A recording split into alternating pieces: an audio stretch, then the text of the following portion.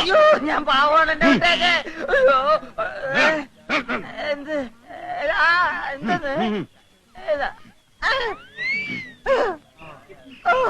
ഇങ്ങനെയൊക്കെ ചെയ്യേണ്ടി വരുമെന്ന് അറിഞ്ഞിരുന്ന നാട്ടിൽ നിന്ന് ഗോവിന്ദ കുരുക്കളുടെ പഠിച്ചുകൊണ്ട് വരായിരുന്നു. അയാളവിടെ വെറുതെ ഇരിക്കരുത്.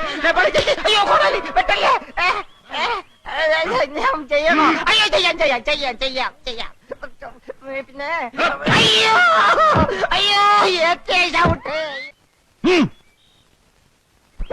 അയ്യോ പരീക്ഷിക്കല്ലേ. ഞാൻ എന്ത് വേണേലും പഠിച്ചോളാം. ആദിവാസിയോ ഓൾഡ് വാസിയോ എന്ത് വേണേലും ആകാം. അയ്യോ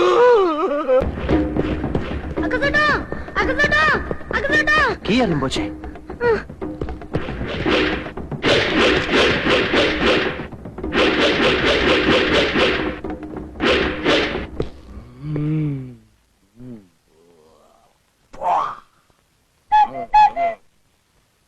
അപ്പ കുട്ടൻ